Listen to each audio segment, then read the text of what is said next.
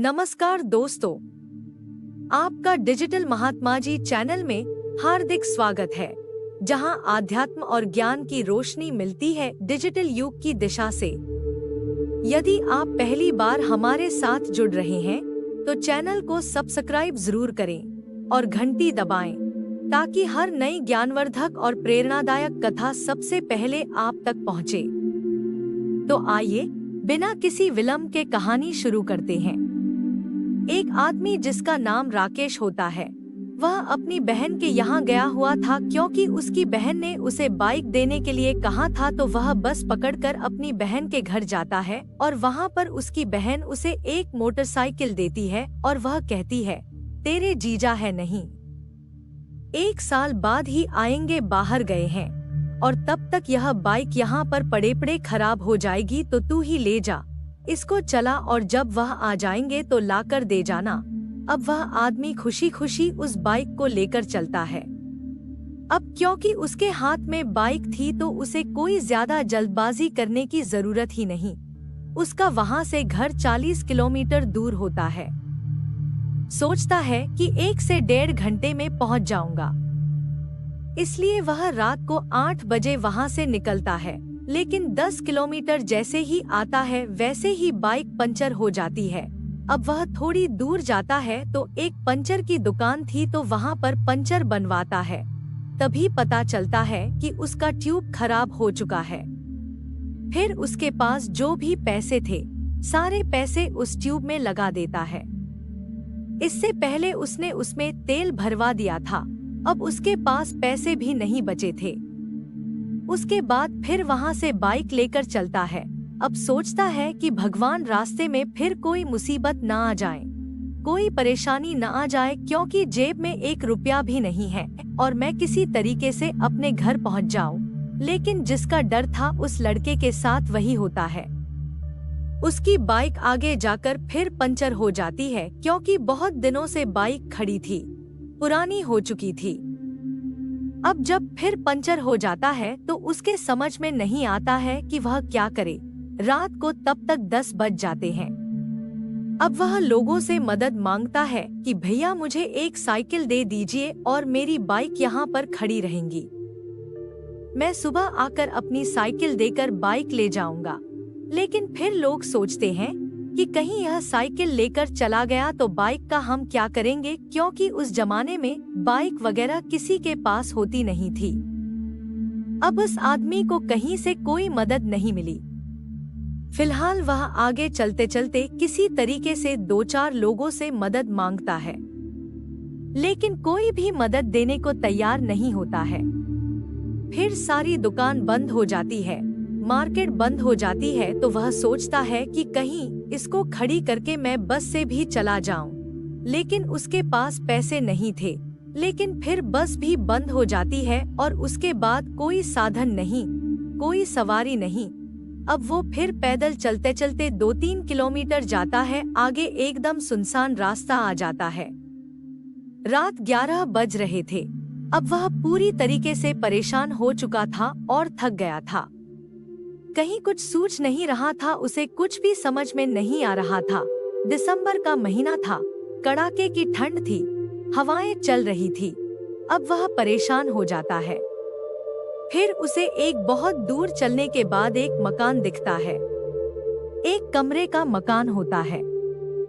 फिर वहां उसके सामने जाकर वह अपनी बाइक को खड़ा कर देता है और उसके बाद वहीं पर घर के सामने कुछ आग जलाकर वहीं पर वह बैठ जाता है। आग में थोड़ी सी ही गर्मी थी तो वह सेकने लगता है और जब थोड़ा बहुत उसे राहत मिलती है तो वह दरवाजे की तरफ देखता है और सोचता है कि इसको खटखटाता हूँ, कोई अंदर हो तो उससे मदद मांगूंगा। फिर वह डर जाता है कि पता नहीं कोई अभी बुरा मान जाए तो यहाँ से भी मुझको हटना पड़ेगा। लेकिन वह इतना परेशान होता है, उसे इतनी ठंड लग रही थी, तो बहुत सोच समझकर वहां दरवाजे को खटखटाता है।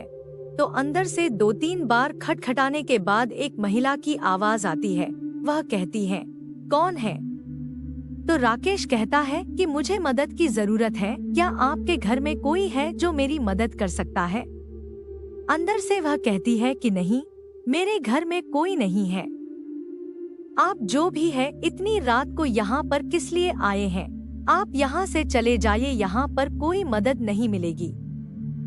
फिर वह कहता है कि मैं बहुत परेशान हूँ, आप मेरी परेशानी समझिए, मैं इतनी रात को कहाँ जाऊँ। इसलिए उसे डर भी लग रहा था, तो कहता है प्लीज आप मेरी मदद कीजिए, मैं बहुत परेशान हूँ, एक बार आप दरवाजा खोल दीजिए। तो कहती है कि आपके साथ और कौन है? तो वह कहता है मैं अकेला हूँ, अगर कोई और होता तो मुझे मदद की जरूरत ही नहीं पड़ती, फिलहाल मैं अकेला हूँ। फिर वह पूछती है नाम क्या है तुम्हारा? फिर वह अपना नाम बताता है कि मेरा नाम राकेश है। आखिरकार वह महिला दरवाजा खोलती है, थोड़ा सा देखती है, यह देखने की कोशिश करती है कि क्या वह अकेला है या फिर कोई है उसके साथ। फिलहाल वह अकेला ही था। उसके बाद वह निकलती है और कहती है बताइए क्या कहना चाह रहे हैं? वह कहता है देखिए मेरी हालत देखिए, मैं ठंड से बहुत परेशान हूँ। अपनी पूरी कहानी बताता है, मैं कैसे चला, बाइक कैसे पंचर हुई, कैसे लोगों ने मेरी मदद नहीं की और फिर कैसे मैं यहाँ तक आया हूँ। फिर वह सोचने लगती है। तभी राकेश कहता है कि क्या मैं यहाँ रुक सकता हूँ? वह कहती है मेरे पास आपको ठहरने की व्यवस्था नहीं है, आप कहाँ रहेंगे? तो राकेश कहता है कि मैं यही बाहर आग जलाकर बैठ जाऊंगा, बस मुझे आप लकड़ियाँ दे दीजिए, मैं अपनी रात काट लूंगा। तब वो औरत कहती है ठीक है, बैठ जाओ, और एक बोरी लकड़ियाँ लाकर दे देती है और माचिस दे देती है और कहती है लो आग जला लो और इसी बोरी पर बैठ जाओ। अब वह जो है आग जला लेता है, बोरी पर बैठ जाता है और वह महिला जो है अंदर चली जाती है। अंदर जाने के बाद दरवाजा बंद कर लेती है और राकेश आग जलाकर अपनी रात काटने की कोशिश करता है, लेकिन कुछ ही देर में फिर उसके लिए खाना लेकर आती है और कहती है लो कुछ खा लो। अब वह देखता है तो कहता है क्यों परेशान हो रही है आप मेरे लिए, मैंने तो आपको परेशान कर दिया। वह कहती है परेशानी की क्या बात है, मुझसे ज्यादा तो तुम परेशान हो। अब मेरे दरवाजे पर बैठे हो तो पता नहीं खाना खाए हो कि नहीं खाए हो, खाली पेट वैसे भी सर्दी लग जाएगी और तुम भूखे रहोगे तो मुझे भी अंदर नींद नहीं आएगी। जो भी तुम हो, अब राकेश को भूख लगी ही थी। वह 4 रोटी बनाकर लाई थी और साथ में अंडे की भुर्जी बनाकर लाई थी, 2-3 अंडे की। उसके बाद वह वहाँ पर उसके सामने रख देती है। तो राकेश कहता है कि आप भी खाओ। वह कहती है कि नहीं, मैं तो खाकर ही सोई थी, यह तो मैंने अभी अभी आपके लिए बनाया है, आप खा लो। अब वह खाता है और उसके बाद खाते खाते दोनों बातें करते हैं। राकेश कहता है कि आगे मार्केट कहाँ पर है? तो वह कहती है 2-3 किलोमीटर आगे है, लेकिन मुझे नहीं पता वहाँ पर आपकी बाइक बनेगी या नहीं बनेगी। फिर राकेश कहता है कि आपका नाम क्या है? वह मुस्कुरा कर देती है और कहती है कि अगर आप मेरा नाम सुनोगे तो हंसने लगोगे। तब राकेश पूछता है कि ऐसा भी क्या नाम है आपका कि मैं हंसने लगूंगा? तो वह कहती है कि मेरा नाम गुलाबो है। वह कहता है क्या बात कर रही है? वाकई में राकेश हंसने लगता है। हाँ, मेरा नाम गुलाबो है। तो राकेश कहता है कि अजीब सी बात है, मेरा नाम राकेश है, आपका नाम गुलाबो है। दोनों हंसने लगते हैं।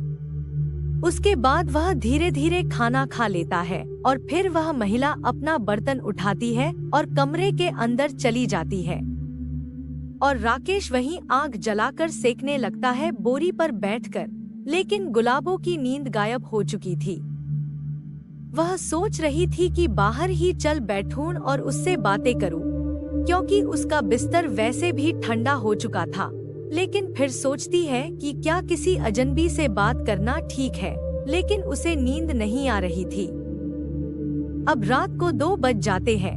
बस सोचती है कि देखो क्या वह सो रहा है या जाग रहा है या फिर चला गया। दरवाजा खोलती है तो देखती है कि बारिश का मौसम बन चुका था, बूंदाबांदी हो रही थी। आग बुझ चुकी थी और वहां से राकेश गायब है। अब वो देखती है कि कुछ दिखाई भी नहीं दे रहा था। फिर वह कहती है कि चले गए क्या? तभी राकेश, जो उसके दरवाजे के ही बगल में खड़ा था, वहीं बोरी ओढ़कर अपने आप को बचाने की कोशिश कर रहा था। वह कहता है कि नहीं, मैं यहीं खड़ा हूँ। अब वह उसकी तरफ देखती है तो वह आधा भीग चुका था। वह कहती है, अरे आप तो भीग गए हैं, कब से बारिश हो रही है? तो उसने कहा, जैसे ही आप अंदर गई वैसे ही बारिश शुरू हो गई। उसने कहा कि तुमने बताया क्यों नहीं? कम से कम एक बार दरवाजा तो खटखटाया होता। तो वह बोला कि मैं क्या परेशान करूं आपको, मैंने सोचा कि इतना तो परेशान कर दिया है और कितना परेशान करूं। वह बोलती है, कोई बात नहीं, आप अंदर आ जाओ। अब राकेश अंदर चला जाता है। गुलाबो उसे एक तौलिया देती है। वह अपना सर पोंछता है और राकेश जहाँ भी जाता था तो अपनी लुंगी, अपना शर्ट लेकर जरूर जाता था। तो वह अपनी जो डिक्की में उसने रखा हुआ था वह लेकर आता है और उसके बाद अपने कपड़े बदलता है। अब वह ठंड से बुरी तरीके से कांप रहा था। उसे बहुत जोर से ठंड लग रही थी। अब गुलाबो उसको देखते हैं तो सोचती है कि अब क्या करूं। फिर कहती है, एक काम करो, तुम इस बिस्तर पर सो जाओ। वो उसको चारपाई पर उसको सुला देती है और उसके बाद वहाँ रजाई ओढ़ लेता है। अब रजाई ओढ़ लेता है, उसके बाद वह भी इस चारपाई पर बैठ जाती है और कुछ दिखाई नहीं दे रहा था। पूरे कमरे में घना अंधेरा था।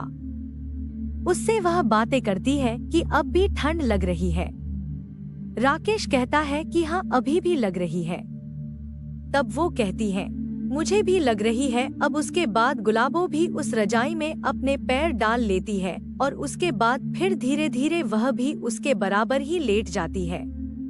अब उसके बाद दोनों एक दूसरे से बातें करते हैं। राकेश उससे पूछता है कि क्या तुम यहाँ अकेली रहती हो? तो वह कहती है कि हाँ, अकेली ही हूँ। बोलता है, क्यों, आपके पति कहाँ है? तो वह कहती है कि मेरे पति ने तो दूसरी शादी कर ली और यह जो घर है यह मेरी माँ का घर है। मैं अपनी माँ के साथ रहती थी। माँ की भी 1 साल पहले मौत हो गई। फिर वह कहता है कि आपका खर्चा पानी कैसे चलता है? तो वह कहती है, मैंने कुछ बकरियां पाल रखी है, उसी से अपना खर्चा पानी चलाती हूँ। फिर वह पूछती है कि आपकी शादी हो चुकी है? राकेश कहता है कि नहीं, मेरी शादी नहीं हुई है। अब वह दोनों बात करते करते एक दूसरे में खो जाते हैं और दोनों के बीच सुबह होती है। गुलाबो कहती है कि लगता है सुबह हो गई है, अब आपको जाना होगा। फिर वह बिस्तर से उठता है और उसके बाद वह बोलता है कि ठीक है, मैं जा रहा हूँ, लेकिन मेरे पास पैसे नहीं हैं। मुझे क्या 100 रुपए दे सकती है? मैं आपको लौटा दूंगा। वह कहती है कि जब इतना कुछ हो गया तो 100 रुपए में क्या है। वह उसे 100 रुपए दे देती है।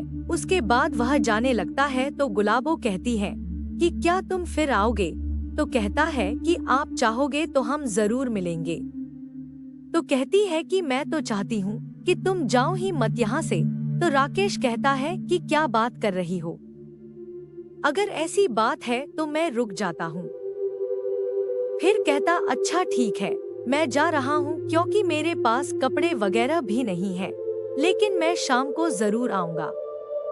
अभी सुबह का अंधेरा ही था, 5 बजे का वक्त हो रहा था। वह वहाँ से चला जाता है और उसके बाद जब शाम होती है तो गुलाबो उसका इंतजार करती है, लेकिन राकेश नहीं आता है। फिर वह अगले दिन इंतजार करती है।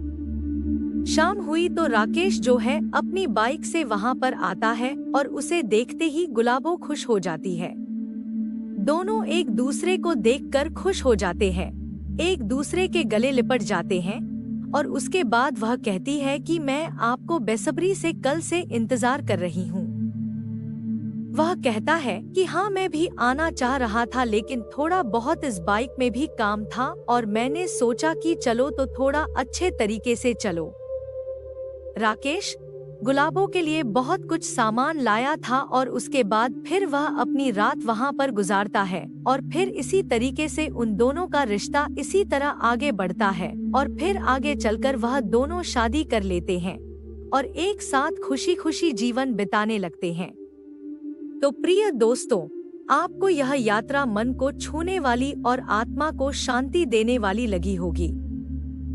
कृपया हमें कमेंट करके बताएं कि यह कथा आपको कैसी लगी। आपकी राय हमारे लिए आशीर्वाद के समान है। यदि आपको यह कथा पसंद आई हो तो लाइक करें, अपने प्रियजनों के साथ साझा करें और चैनल सब्सक्राइब करना न भूलें ताकि आप हमारी अगली ज्ञानवर्धक और भावपूर्ण कथा से जुड़े रहें। तो आइए अगले वीडियो में मिलते हैं, एक नई रोशनी, नई सोच और नई प्रेरणा के साथ। बहुत बहुत धन्यवाद और शुभकामनाएं।